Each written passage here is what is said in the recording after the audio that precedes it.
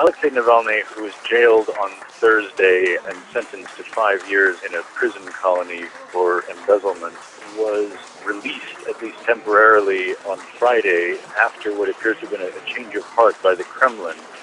It seems that possibly protests in Moscow may have played a role.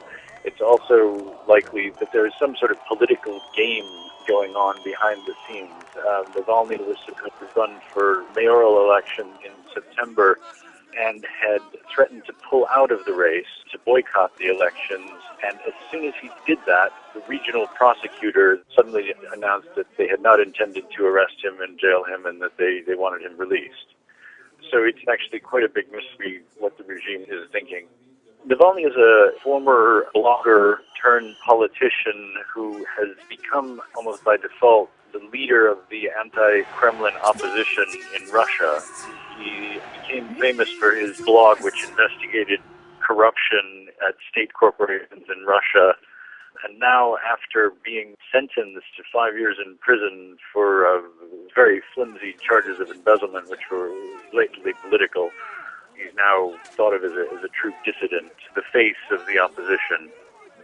Navalny has politics in his blood. He's a politician by nature, and that's why the Kremlin considers him especially dangerous. He has this kind of charisma. He's a great public speaker. He's just a very, very talented political figure. What he is he's a populist. It's almost as though he's read a poll of what the issues are that concern Russia's newly emerging middle class, corruption and elite privilege and immigration and things like that. The whole affair looks very mysterious from here, and I don't think anybody in Moscow, except Putin, really knows what's going on.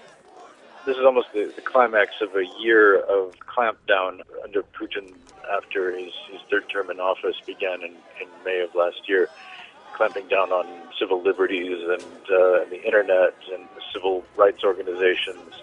This is the first time that Putin seems to have blinked. He's never gone back on a decision like this. I don't think this was done because Putin is concerned about his image in the West. I mean, his entire decision-making for the past year has been focused entirely on his credibility as a ruler.